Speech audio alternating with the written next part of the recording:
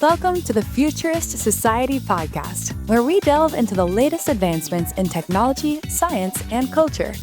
The Futurist Society is your window into all of the awesomeness that the future holds. Hey everybody, welcome back to the Futurist Society, where as always, we are talking in the present, but talking about the future. We have a really special guest today. Her name is Joan Palmiter Bajorek, and she's an author, best-selling author, and a thought leader in the AI space. And there's so many different things that are happening in AI, but we kind of lose sight of the fact that how is it going to affect us? And that's one of the reasons why I wanted to talk with Joan. You know, it's going to be very interesting to see what AI does for the world in general, but for just like the human level, Joan, I think you have a really unique perspective. So tell us a little bit about your journey and how you got to this space. And, you know, I know you've had some ups and downs that made you write the book in general. So I'd love to hear how AI has affected you personally and what made you write the book. Yeah, absolutely. Well, delighted to be here and excited to talk to folks. Welcome. Greetings from Seattle. My name's Joan. I am traditionally, my background, I'm an ex-academic. So I'm a linguist. I'm a researcher. Back in the days when people laughed at linguists, are you going to get a job? We're worried about you. And now today they're like, whoa, you're a linguist. I have got about 10 years background in data, building infrastructures of the backends of Alexa and Siri devices. So my PhD is in conversational AI, speech language tech. But I'm also one of those people that's lived the news. I've been in 2 large-scale layoffs. It's so ironic to be building AI infrastructure and be in these AI layoffs. 30% of the company let go in a day, right? Like really high volatility. And so good news, you know, I think the first time I was laid off, how many months later I closed my first 6-figure contract after it. So as far as entrepreneurship is something I recommend to folks. I look forward to getting into things today, but like the ability to close my own contracts, build income streams. I've been very resilient and people have seen my career. I'm now, more and more followers online. People are like, how did you do it? Like this resilience thing that we see you doing. Like my DMs are full of people from around the world being like, help me. I want a job in AI, or I'm worried about losing my job. Like Joan, you know, give me the advice. So my book is called Your AI Roadmap, and it's all about modern careers, resilience, and then also modern finances. So that's in a nutshell. It's like you don't make money on books. I don't know if you have one, but like I make like $2 to $3 per book sold. So it's really a love letter giving back to my community and people around the world. So what do you mean, like when you're talking about, let's say entrepreneurship, right? And you're saying like, you know, you close your first contract after you were like what does that mean? Like nuts and bolts, like explain that to me. Like who were you talking to? How did you transition the skills that you had in your linguist career to a job? And, I think that's one of the things that I feel like people should wrap their head around, because like for me, like, you know, I'm a surgeon, and like it's a very clear path of how to get money. I have to work for a hospital. I get a salary, you know, like, so I don't really think of closing contracts, right? Like after, let's say AI comes in and they build a surgical robot that takes away my ability to operate, how is that something that I'm going to be able to transition my skills into income for my family? Well, totally. And I think in the United States, we have this framework of your job is your income and your like medical insurance. And that's a very dangerous game sometimes. So back the first time I got laid off, I had a side hustle. I was building a community. I was building a following. And when I got laid off, I had a lot more time for that side hustle. But also there have been other opportunities that had been nearby that I was like, I don't have bandwidth for that. I don't have time for that. And so they wanted to do an event together. And I was like, there are dollar signs on that. And we agreed on it. And Google was our first corporate sponsor at $100,000. So as far as, any contract, it's a relationship building thing. It's what's the deliverable? It's, putting a dollar sign, people signing off. Setting up bank accounts, like nuts and bolts. I think people think it's like, oh my gosh, it's so scary. But if you like here's the goal, and then step by step, how are you going to get there? Almost anything is achievable, I believe. So side hustles, different income streams that at the time I didn't need to be making money on the side. I was making good money. Later, I wanted to be scaling things. I wanted to be paying myself. So that shifted. And I think that's really the thing is we talk, or depending on how much you think about your finances, people think about a diversified, bless you. People think about their finances typically in a diversified portfolio, right? You don't shove all of it in crypto. Like you want different things to be playing out, but we have this one income stream typically on a W-2. And if you lose that overnight, you could be in a really dangerous place. So I have 22 income streams. I share all in my book. I write them all out. But I recommend to folks, I'm not a wealth planner. My lawyer would say, hey, disclaimer, 2 to 6 income streams could be a really great place for a lot of folks. Mm-hmm. And are you leveraging AI to do that? Is that what the whole gist of your messages is that AI can help you get those 22 income streams? So to me, that seems like a little overwhelming. 22 things that you're juggling like that. I mean, I don't know if I can juggle my one job, But anyway, just tell me like how are you doing it? Yeah, I don't think anyone needs 22 income streams. I'll be very honest with you. When I wrote it out, I was shocked how many I had, frankly. I'd say a quarter to a third are passive. So there's things I set up that just keep rolling, like a high yield savings account. They just pay me hundreds of dollars to leave my emergency fund with them. I love that. Setting up income streams. I use a rebalancing tool that's consistently making my portfolio the right percentages I want. So automated AI. I think I definitely certainly hear that in my DMs of like, how do I use AI to get rich is a question I absolutely get. We can build AI and sell it, but I don't, any like AI to money schemes, I can't get behind. Yeah. Mm-hmm. Yeah. Well, so I guess my question is, when you say it's like your AI roadmap, is this a function of like, okay, AI is coming and you need to protect yourself or is it more like, AI is coming, you need to protect yourself and we're going to use AI to make these revenue streams and to make you financially independent? It's more the resilience through the age of AI. It's a companion to my podcast, which is a very technical and career-based thing of instead of just like, what's the future? Like people on stages who don't build. I have my friends from Microsoft, Google, Adobe saying, here's what we're building. Here's how hard it can be, nuts and bolts. And also here's how I got in the door to my career to build these things. So that this is a companion to that of the modern careers and resilience in the age of AI. If you lose your job, future-proofing your career, future-proofing your income with the help of AI. But it was wild to me doing the research for this book and being like, tripling down on humanness for the modern careers is what the research bears out. What do you mean by that? Yeah. So during COVID, when there are huge COVID layoffs, would you want to guess the percentage of people who got their next job based on an introduction? 50%? 70%. So people think that, sending my CV in, blah, blah, blah. If 70% of people are getting their next job based on an introduction, it's not the side way, it's the main way. So like robustly working on your network, your personal brand, going to those events, following up with people. Like I recommend a spreadsheet, like follow up with all the people. But that humanness, that Lisa, Sandeep, leveraging your network is how you might land the next job statistically. Mm-hmm. So I think tripling down on that human piece instead of polishing your CV is the way. What about the skills that are going to be necessary in the future with AI? Like I know that people are talking a lot more about how it's going to be much more human driven and, AI is a collaborator.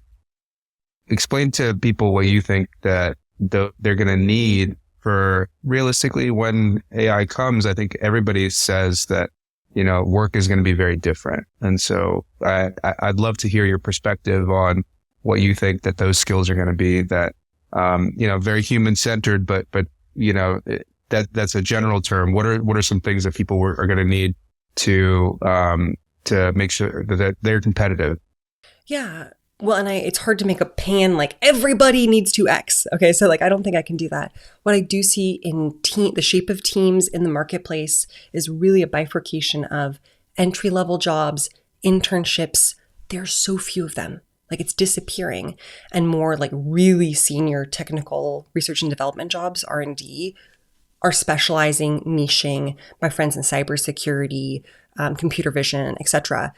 Hard jobs, very well paying jobs, right? So that's changing. To anyone listening, at least this is a pan recommendation, upskilling in AI for your field, I think is a really crucial thing. There's that joke that is going around of human versus human who knows how to use AI, who's going to be kept on the team. Shocker. So upskilling in, whatever for finance, upskilling in whatever that is for surgery. I've definitely worked on projects where they're here are these augmented pieces that might be there for doctors in the future. Being open to that, being ready for that, testing it out. There's so many cool things in beta that are coming out soon. How to debug code. Because we have generative AI, you've seen it in the marketplace, these images that are terrible or text that you're this is decent. A human needs to make changes, right? And that's what I was just coding yesterday. And I was woo, this is pretty decent. I need to make changes to still make it correct coding and to spit out the right thing. So augmented partner translating your skill set. Yeah, that's what I recommend. So how much of this is going to be, when you say interacting with AI or people who know how to use AI, how much of this is going to be coding and how much of it is just going to be a general curiosity to what's coming down the pipeline? How technical is this going to be? Less technical than you think. I really think, especially products like ChatGPT, you can just ask it for what you want. More and more. Mm-hmm. There's been a joke that English is now the coding language, is a phrase I've heard in my community. Yeah. But the thing is, we often are in echo chambers. I work in tech. I'm here in Seattle. Research from Pew Research Center says that US adults, 65% have heard of ChatGPT. Do you want to guess what percent has tried ChatGPT? 14. Oh, really? 14%. Seems super low. Seems I feel super low. Maybe I live in a bubble, but I feel like everybody's using ChatGPT these days. I hear you, but maybe big family events, start talking to other people and doing a little bit more math. But a lot of people have barely have heard of it to actually using it to potentially using an API to build with it, right? Mm-hmm. So there's a huge opportunity for people who want to be prototyping, testing with it, to be on the cusp of new things. I'm seeing products, I can pause there. Well, I my question to you is when you're talking about building and using an API to build, what do you mean by that? What are what would be the line of somebody who's dabbling in this versus somebody who's actually building something with this? Sure. So building with, and there's so many large language models, right? I'm using ChatGPT, but we could be talking about Perplexity. We could be talking about Anthropic's products, just to clarify that. When I'm talking about being an end user of ChatGPT, maybe I'm using the free version, maybe I'm using the plus version, paying $20 a month, maybe writing emails, cleaning up some things, advice on an awkward thing at work. My coworker said this, what do I do? Type of thing. Most of OpenAI's money is coming from working directly with companies. An API is kind of like when you plug in a computer to the wall for electricity, we're connecting different pieces. So an API call is, we need this data set. We're plugging into a huge data set. We connect those pieces through what's called an API, and we're calling different things back and forth. So that enterprise tier of using it. Now, people other than enterprises can use it. Most US people can be using it. But as you mentioned, do you need coding? How much coding do you need to make these custom GPTs, for example? Not much. if you put in 6 to 10 hours, you could be in a great place. Like the learning curve, I don't know. Maybe people on this podcast are like, I don't want to touch Python, no R. But I think it's more accessible today than any other day, is what I'd say. Yeah, I think that I've heard of that it's more accessible. I personally have not dabbled in it. I use it ChatGPT and, a few of the different image generating algorithms for like presentations, for, writing emails. It's so easier. It's so much easier to write an email, just giving them the gist and then shooting it off. But I know that people are building stuff, and I feel like it's kind of slighted towards large companies, like that enterprise level. A guy in their garage is not going to be, in my opinion, building something with this. But that's just my perspective. And I look at like Silicon Valley, like in the past, where people were building companies in their garages, and then they grew to multi-billion-dollar companies. Is that still happening, or is AI kind of this is a skill that I need to learn so that I can get a job in AI? Or is it something that you can use it, if you own a food truck, is that going to expand your business? Is that going to bring value to your business other than just this thing that makes life a little easier? Yes. Whoa. Okay. Multi-tier question. You're like throwing them at me. Sorry. No, all good.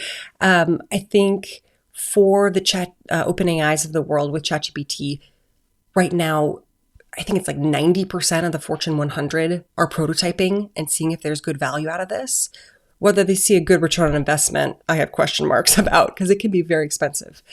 Your second question, can you help me go back to that one? Yeah, is it going to be able to be extracting value for people who are on the ground level? Like is it just companies that are going to be able to become wealthy through AI, or is it like, if I had a food truck, am I going to use AI in such a way that this would be able to take me from, like, let's say $100,000 in sales a year to $200,000 in sales a year? Yes, I believe, just like we use the word computer, any company can leverage AI to be more profitable, to understand. So the food truck, for example, so I'm an investor myself. When I think about different companies that are working to scale, that say, we have high ambitions, we want to do these type of things in revenue, for example, do they know the average order value? Are they doing upsell and cross-sell effectively? Are there products that are losing them money that they would be wise to remove from their menu? Is there something they can niche down and triple down and be like, it's actually the sauce.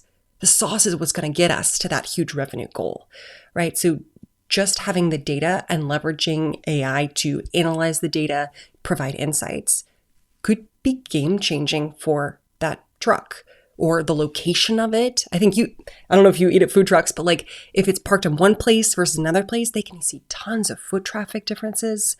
So instead of just shooting from the hip and being like, I hope it works out, I hope we do some food truck stuff.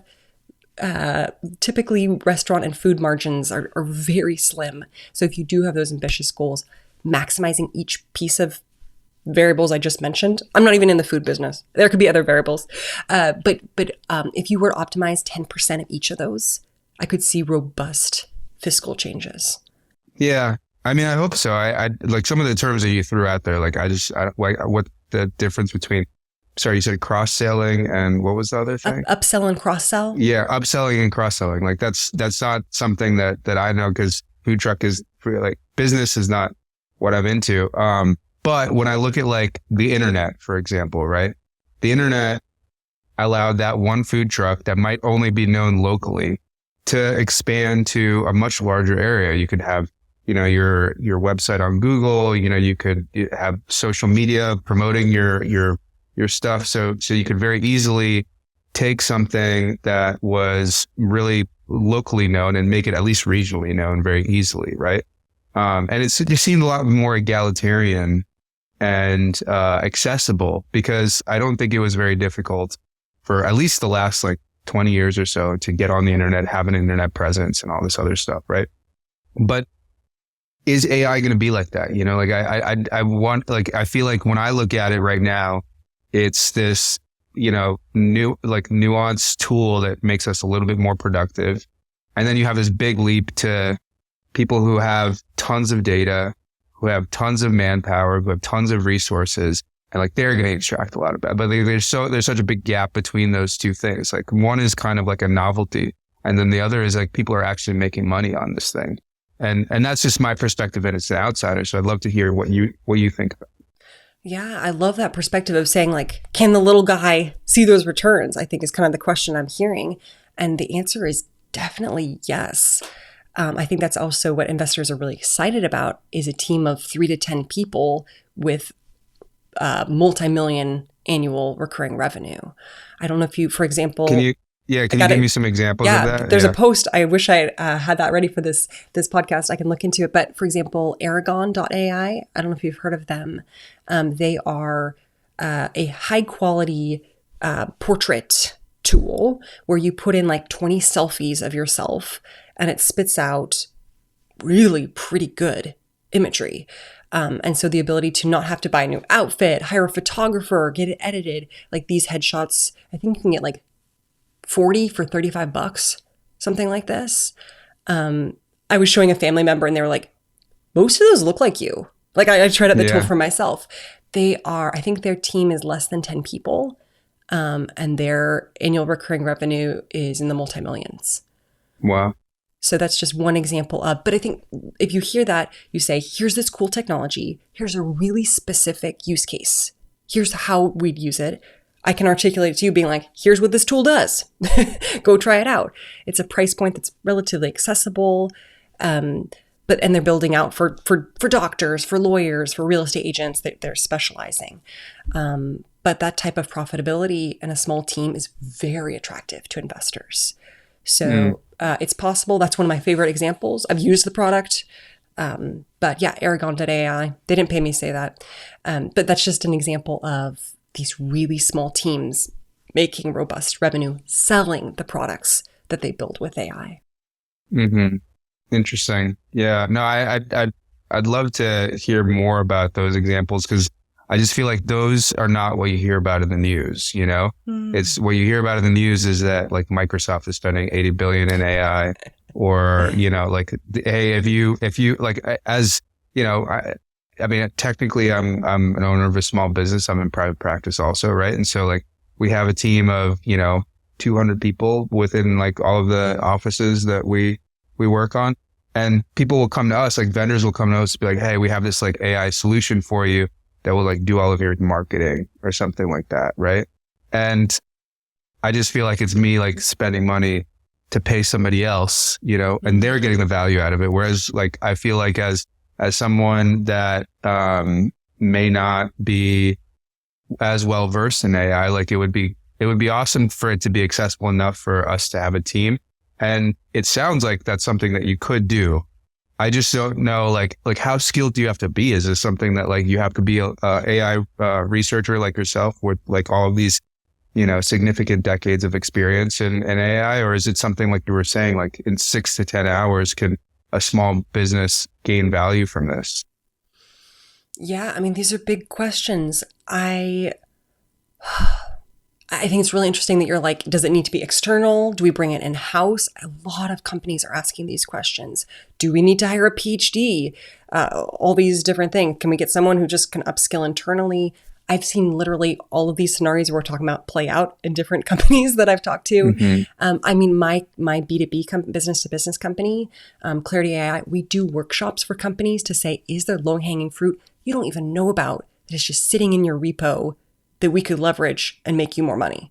That's a conversation we absolutely have with different companies. And then what we build, I think at least my business, what we love to do is partner with other companies that their domain expertise is wildly outside of AI, but they have ambitious goals like we're talking about. So my biggest customer is an agriculture company. They have deep domain expertise in vertical farming, which is just you stack the soil, basically. Mm-hmm. It's pen and paper today. That's where we're talking about. So for the ambitious goals they have, building their software, AI, data infrastructure. I could talk about data lakes. Digital twins, blah, blah, blah. But to partner with those domain expertise to leverage the best of what we know and hit their goals, their investor goals, blah, blah, blah, are some of my favorite current projects.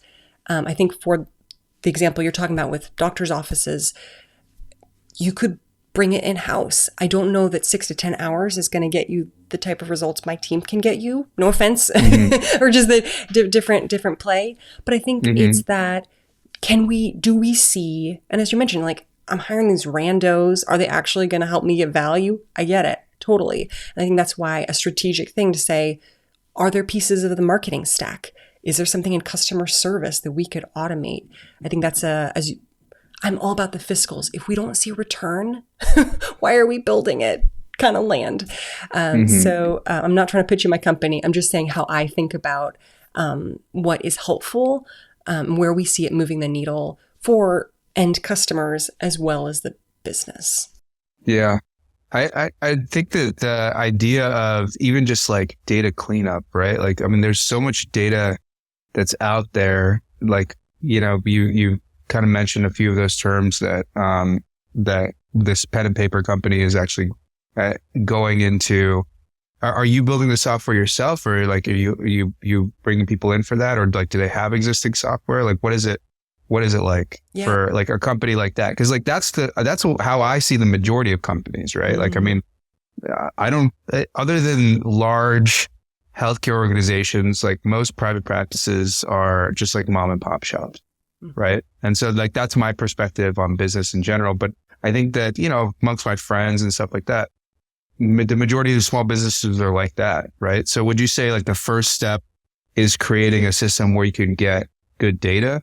Is that something that kind of like you're going into a situation with, or is it just kind of, how are you addressing the majority of like these pen and paper businesses? Yeah. Oh, there's so many different ways to do it. I mean, for this customer, I mean, he was like, I want AI on it, like yesterday, like, let's do it. Let's go, which is not what I usually meet stakeholders are like. I'm reticent. Is there money for this?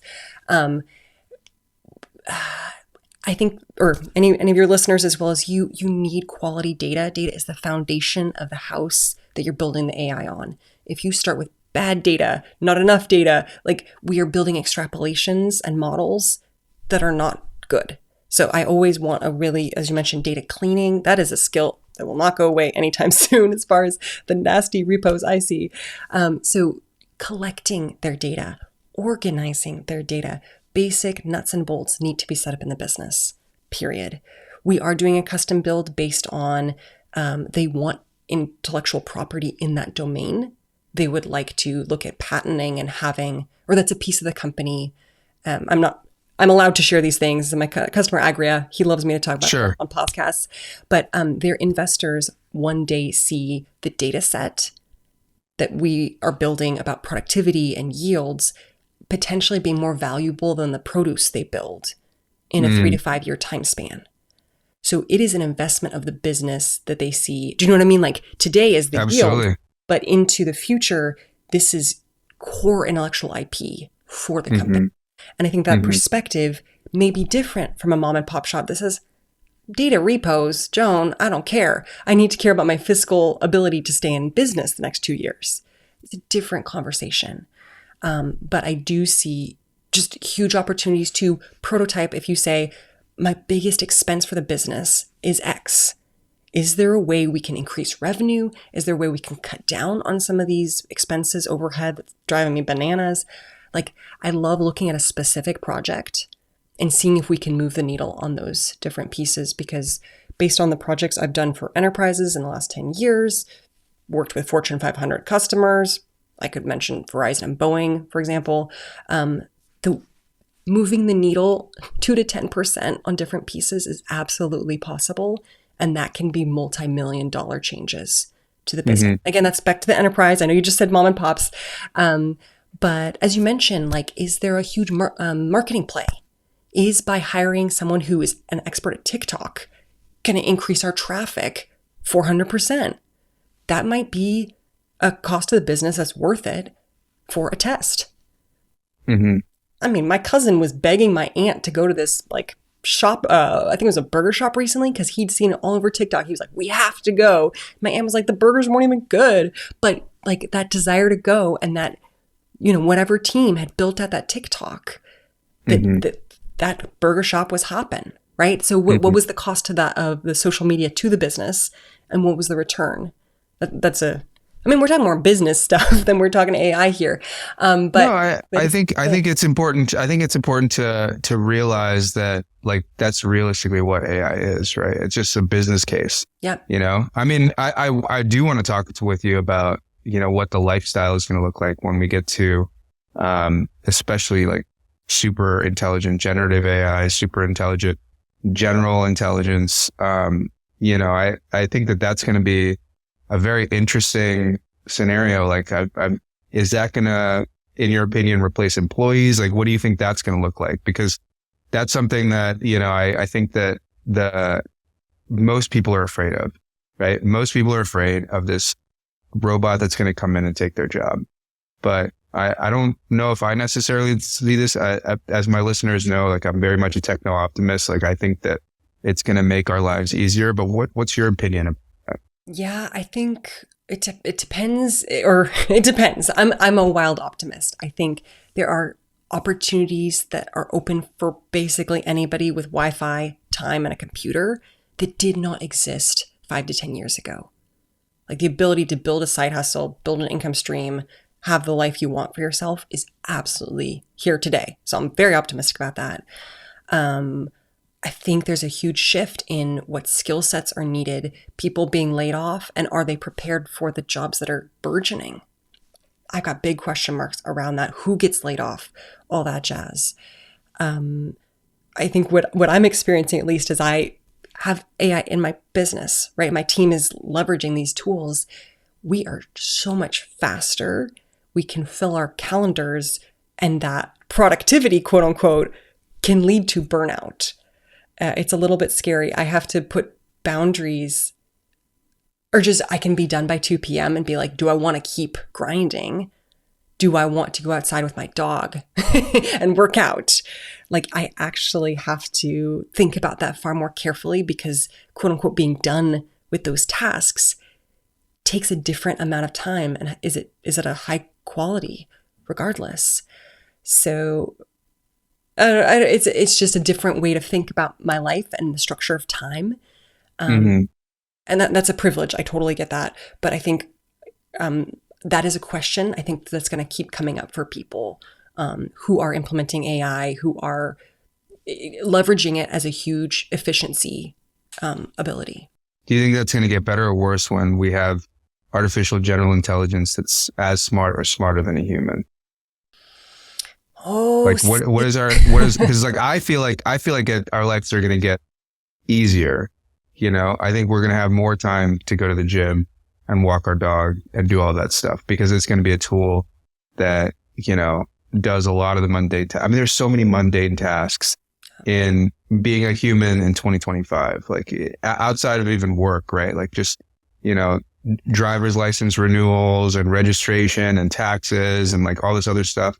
And if there was somebody else that was doing that stuff within reason, I think that would be really great. I like the way that I look at it is, for example, like radiologists right now, they have the ability to have an AI that looks at the radiographs and basically you just approve it or disapprove it, So you could still do your job, but you can do it at like a higher capacity, and maybe it might take you 8 hours to do 10 reads now, and you could do that in 4 hours. So it'd give you more opportunity to do the things that you like to do, like talking with patients, like that kind of stuff. Is that the way that you see it? Or do you think it's going to be a little bit different than that? I definitely see that for certain things. So exactly as you're talking about, we're on the same page. If it's giving you these insights and being like, oh, here are the things you need to review that we're worried about, whatever pathogens, and we need a human in the loop to review it, that highly skilled person, maybe or maybe not, but that bifurcation of we don't need as many entry-level people to review X number of charts potentially, or whatever visualization. I'm still worried that people are going to burn themselves out, and that like, oh, just keep grinding hamster wheel. And the reason I say that is because when the advent of the dryer and washer for clothes and the for plates, whatever, these machines that help us, that were meant to automate and like give people back time. Did people actually rest? No. Yeah. A lot of people just filled their time with things. And so I think and maybe that's a mindset. Maybe that's the hustle culture that I participate in, whatnot. But for me, I feel the excitement and I see the output so fast. I'm like, whoa, I do this. Whoa, it's already coming back to me. Let me just keep doing it. And so if I'm experiencing that and I, go to therapy, work out and, try to set those boundaries, I'm a little bit nervous that other people are just going to start grinding away as well. And as you mentioned, those efficiencies, I think we just need to be really mindful is kind of what I see. Yeah. Yeah. People are going to be using it as a tool to get ahead as opposed to a tool to get time back. Mm-hmm. But that's a cultural thing. I think that's something that, if you really wanted to, you could stop in your own life, but you just have to be mindful of it, similar to what you're saying. Yes. But what else do you think is going to look different with the artificial general intelligence piece? Because everybody's talking about it. Everybody's worried that it's like, 2 years away. And here we are in 2025. Let's say it comes in 2027. What do you think is going to be, from your perspective, like something that is going to be very, very groundbreaking? Very, very groundbreaking. Like, how is the world going to look different when artificial general intelligence is just like our cell phones, just everywhere? I mean, arguably it is in many ways already. I have been working on a lot of OpenAI demos. I do technical courses for Pluralsight, which is a company that helps big companies upskill internally their employees. So I make very technical courses. What OpenAI says it can do, and when I do the demos and I'm like, this is glitchy, like what you say publicly and what it can do today for an end user is not the same. We still need to figure out what to do with it and how to use it. Is it going to help us with that admin task? You do still have to set it up to run whatever you need it to do. AGI. Oh, I am. It is slower and less savvy than anyone will tell you. I think there's one thing to be like, wow, these products. As a builder, I'm like, this data set is not good. Is the output really strong? I still have question marks. We think we've solved things like voice recognition and it still performs horribly. So we've got to set benchmarks for these things, but AGI, groundbreaking. I think agents and setting up agents effectively for, as we mentioned with that photo example, a specific task to continue to do for you. I mean, I already have, so I use SaneBox. It organizes my email every day before I even get up. Really important emails are in one folder, customer emails, family stuff, right? That's how I set it up, top of my inbox. Like other things, less important things are in different folders. And it says that it saves me 6 hours a week of time with my email stuff. It's encrypted. It doesn't even read the emails. It sees my behavior of how I've chosen to move those emails and give me 6 hours back of my time. We could call that an agent. We can call that AI. We can just call it an automation that I've set up for my email. But like basic low lift stuff about Joan organizing her email is really, really helpful for me. And I could have paid a virtual assistant to do that. I think it's like $100 a month. No, $100 a year. It's super cheap. I think it's $100 a year. But like, as I'm saying, instead of like, oh, it's coming, I'm like, pieces of it are already here. And I think it's knowing which task and what you want help with. I don't know if you've heard of SaneBox or these inbox automation. No, I mean, I've definitely seen like some of the automation coming from Google, like just because I'm very much in the whole like Gmail, Google Drive ecosystem. But I just like, I think that like the lowest hanging fruit is like the executive assistant piece. Like right now for me to book a vacation, right? Like I'm looking for very specific things. I'm looking for like a nice hotel that has childcare, that has a gym, and also, hey, it would be nice to have a sauna also, right? And so I'm going individually through all of those websites and checking that myself. I'm sure that AI right now can do it. Like ChatGPT has that capability, right?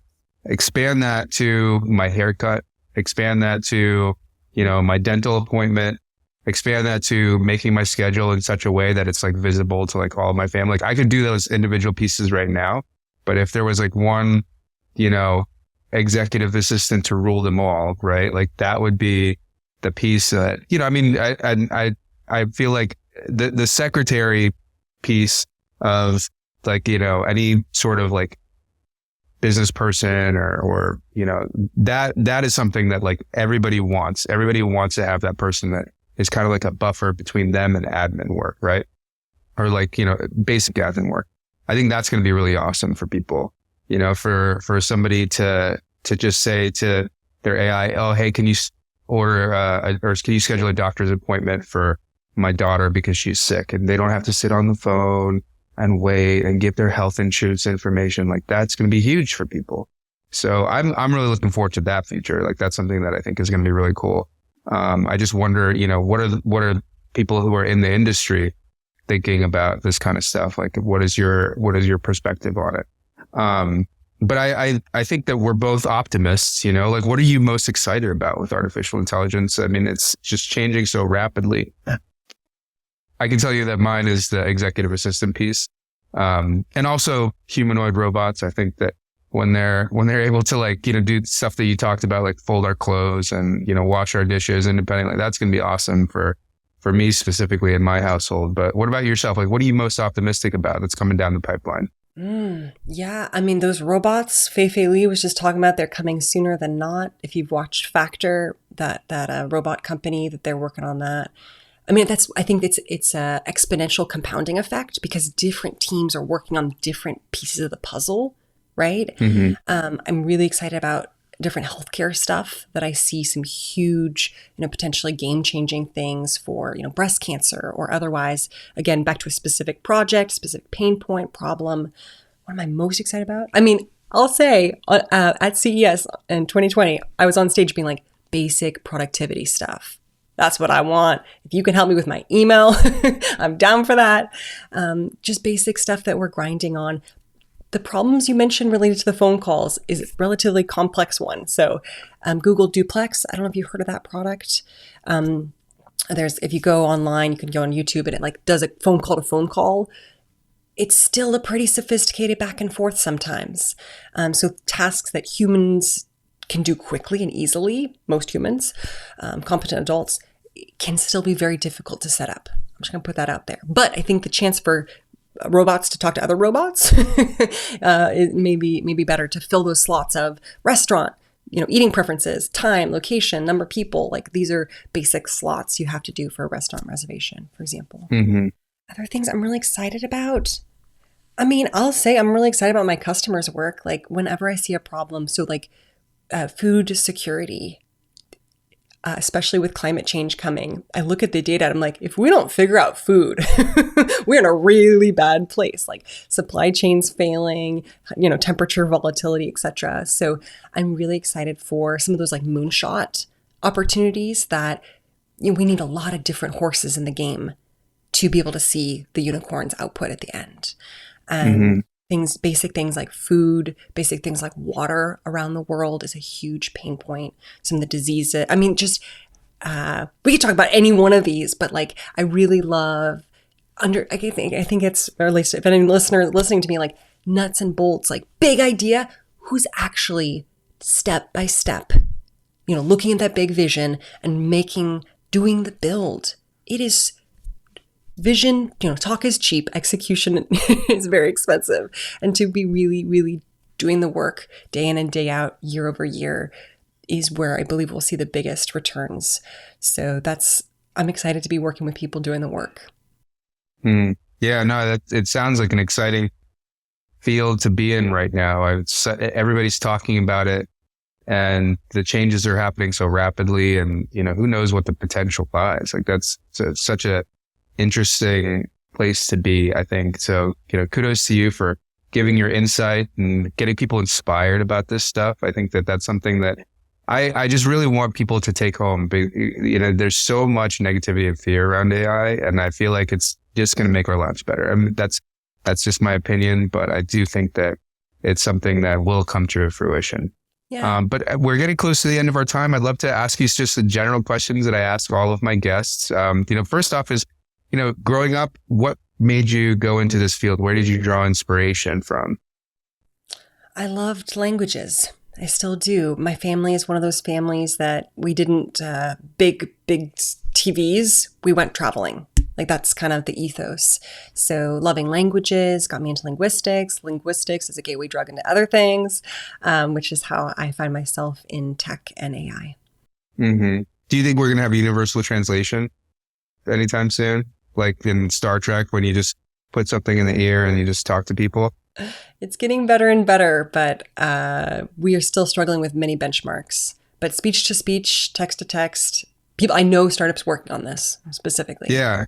I mean, Amazon has been crazy with it. They're coming out with this new dubbing feature where, you can dub any sort of video from, or intellectual property from another country. So I watch a lot of South Korean shows and, I'm always reading the subtitles and it's such a significant barrier for entry for my wife. But if they could get it to be dubbed in English, that'd be huge, right? So hopefully that'll be something that comes down the pipeline. But, wondered your opinion on it, especially with linguistics. I mean, I know that there's a lot of subtle intricacies when it comes to language, but do you think that that's something that maybe in 10 years, maybe in 20 years that we'll have? If people are working on it. Yeah. I mean, language is so rich and complex a data set. There's a reason why these large language models have language, because it's really rich. I mean, if one language to one language is lovely, most people in the world are multilingual. A lot of people are doing code switching. So Hinglish, for example, right? Hindi part of the sentence, English part of the sentence. Right now, computers are terrible at this. Terrible. You switch languages partway through and then back. Don't do that to us. Yikes. So the data sets needed for this, how well they work. I mean, we just need teams working only on that instead of what Amazon frequently does is, here are the 30 languages, benchmark it at good enough and deploy. So it's just a different way to think about the problem and how to execute it. Yeah. Interesting. I never thought about the code switching part. That would be a pretty significant barrier. But next question, I think kind of leads into that is where do you see AI in 10 years, specifically in regards to the barriers, right? Because I feel everybody's talking about all of the energy that's necessary for it, yes, all of the computing power that's necessary for it. But then, recently, I'm sure you are in the know about this, but China came out with a model that is significantly less compute necessary, significantly less power that's necessary. So what do you think is going to happen? Do you think it's just going to get cheaper and more accessible? Or is it going to be like I was telling you in those big industries, that people who are able to pay for these big capital expenditures to run the AI? Yeah, I mean, just like any big utility, I see it decreasing dramatically because the costs are so high. I mean, I've seen early self-cooling GPUs, for example. I mean, the physical energy of these systems, of these data centers, is very high expenditure, but more people want to be using them, right? People are hitting the maximums on usages. So I think it's really, we're going to see a big curve, I believe, and efficiencies. There's just, my friend always tells me, she works in climate tech, she's like, if there's a big dollar sign, people will go after it. So if efficiency has a ginormous dollar sign, there are teams going after those dollar signs.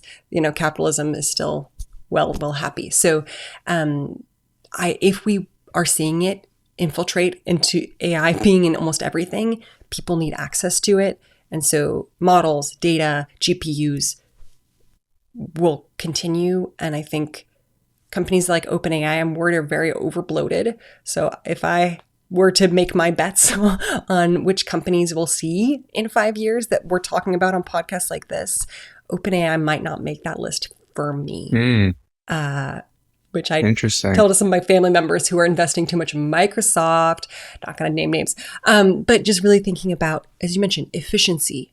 Do we see a return on investment? And yes, most companies will have this as a plugin, as something they're using Anthropic, they're using Perplexity for the future. That's cool. That is interesting to hear your perspective on that. Last question. You're in AI.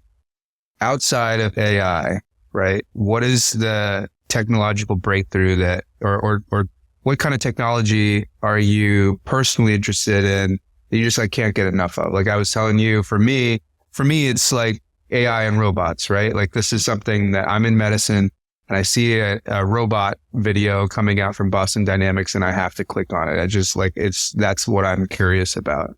What about for yourself? Like what is like something that you find yourself, kind of gravitating towards?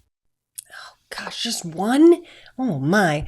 I mean, you could talk about the food issue, like is vertical farming going to be the next big thing? What about like medicine, longevity, anything? Gosh. Okay. Yeah. Two I'd mention off the top of my head.